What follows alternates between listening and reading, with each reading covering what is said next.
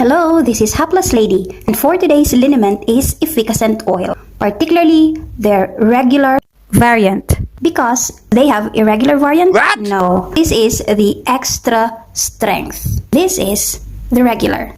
Our focus for today is this regular variant, green in color. And they almost have the same shade of green. Sa una, I can remember the color of the regular has a lighter green. Pero karon maragit-ngit na lagi kayo. Mura naman og mugukod sa extra strength. Pero kung mo change the kag background, maklaro nimo na it's still lighter green compared to the extra strength.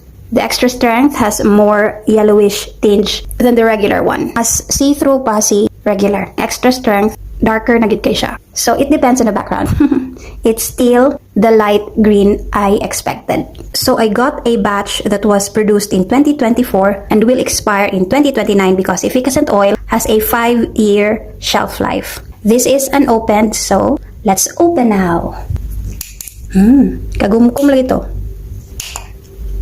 I really like the efficacent bottle because it's very thick. It does not easily break.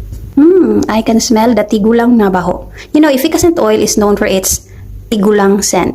Pasensya na gyud mga tigulang kayo na associate man gyud ang baho ni efficacent ninyo. Sa una man gud ang tigamit og haplas, mga mama, mga lula man gyud nato. I can smell methyl salicylate, camphor, and menthol because these are the active ingredients of efficacent oil. And it contains light mineral oil as its vehicle. It is this yellowish green on the skin. Maklaro gini mo nga na yellow, maklaro sa di mo nga na green. Compared here, green kay siya pero diri naklaro na ang yellow color.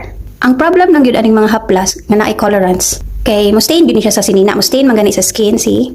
How much more sa clothes, especially white colored clothing. It's oily because it's made of oil. And let us smell.